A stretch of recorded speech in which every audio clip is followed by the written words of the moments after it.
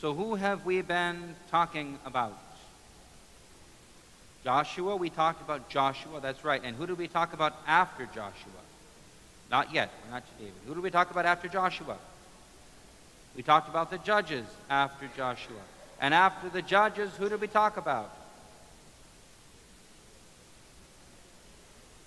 Ruth. Those are the three books that come after the books of Moses. Joshua, Judges, and Ruth. Can you remember that? Okay. We're done with Ruth now. And we're on to the story of the last judge. His name was Samuel. Or we're going to talk about where Samuel came from. So, we need to kind of review, and we're going to figure out where things are. Do you remember when the children of Israel were in the desert? They built something. What did they build? You can say the temple, and you're almost right, but it actually wasn't the temple, because the temple is made out of stone and gold. But what did they build there in the desert?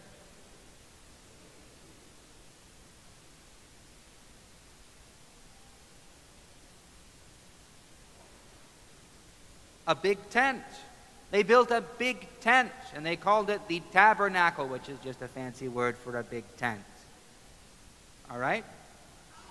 So, they built a big tent. Now, when they came into the promised land, what did they do with the tent? What do you think? Did they just put it away and build a temple right away?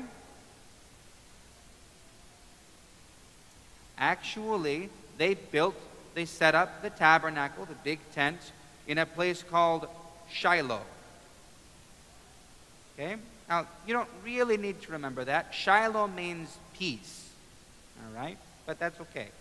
And at the time that we're talking about, as we're wrapping up the book of Judges, the priest at the tabernacle in Shiloh was a guy named Eli.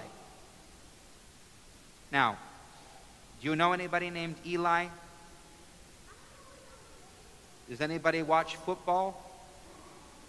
Well, there's a quarterback named Eli. Okay? Okay. So anyway, this priest is named Eli. So you can remember that every time you see the New York Giants play.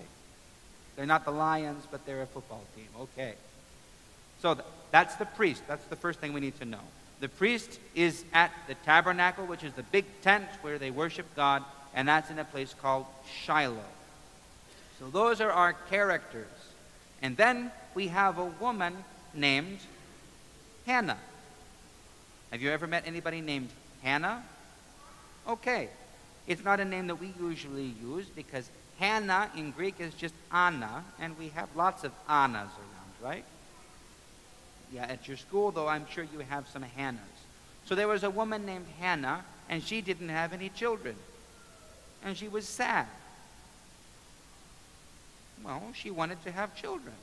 So she was sad. So Hannah went to the tabernacle to make a sacrifice and to worship God and to pray and ask that she could have children. And she was praying and praying and praying, and she said, God, if you give me a baby, I will give him back to you. That's okay. And the priest came out and he saw her praying, and he saw that her mouth was moving and she wasn't saying anything. She was like, right? And he thought, oh my goodness, this crazy lady came and she's drunk. So he said, don't do this here. And she said, no, I'm just praying. And he said, oh, well, that's okay then. You're allowed to pray. What are you praying for? And she said, I'm praying that I can have a baby. And he said, may God grant you what you pray for. All right? So then she went home. And guess what? What do you think? She had a baby. She had a baby boy. And she named him, anybody guess? Nope, not Jesus. Samuel, that's right, you were paying attention. I told you this was the story of where Samuel came from. You were paying attention. So she had a baby boy named Samuel. So she raised him and she nursed him. And when he was old enough to not nurse anymore, about 3 years old, she brought him to the tabernacle and she gave him to God. And he worked in the temple, in the tabernacle, I should say, and he lived in the tabernacle, and he did all the things that needed to be done. So he was sort of like a full-time altar boy. Any of you altar boys want to be here full-time? Attaboy, Eva. Very good. He slept at the tabernacle. He never, ever left. And then he grew up. And one day, God talked to him. And he said, guess what, Samuel? You've got lots of work to do for me, because when Eli dies, and he's going to die, then you're going to be in charge here until other things happen. All right? That is a big question. Why do people die? But the short answer is because they get old. Okay? And sometimes there are other reasons, but mainly it's because they get old. You should ask your parents about that, or you can talk to me. For now, I want you to remember Samuel, the little boy who grows up working in the church, in the tabernacle, we should say, but it's like the church, and who's told by God, he's listening one night, and this is a good thing. I'll tell the story real quick. He's lying there, and someone says, Samuel, Samuel, and he thinks, uh-oh, Eli's calling me, so he jumps up and he runs across the tabernacle to Eli's room, and he says, you called. Sure, of course he runs fast. He thinks that the high priest is calling him. And Eli says, I didn't call you. Why are you waking me up? Go back to bed.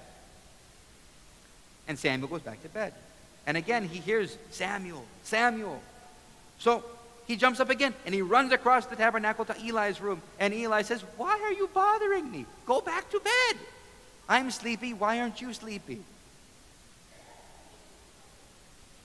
Well, he didn't. God did. Just Samuel didn't figure this out. So Samuel goes back to bed. And again, he hears, Samuel, Samuel. And he goes to Eli and says, I'm really sure you called me. And Eli says, it wasn't me, but that means it's probably God. So the next time you hear the voice, say, speak, Lord, your servant is listening. Right? Okay. So that's when Samuel heard God's voice. I like that story with the running back and forth and getting sent back to bed. That's good. So, anyway, Samuel listened to God, and he waited to hear what would happen next, and all kinds of things happened because, spoiler for next week, right now the Israelites have an enemy that they're going to be fighting for the next long bunch of stories, the Philistines. If you've heard about the Philistines, we're going to talk about them now. For now, stand up, and we're going to take communion together. And remember to listen to God if he calls you.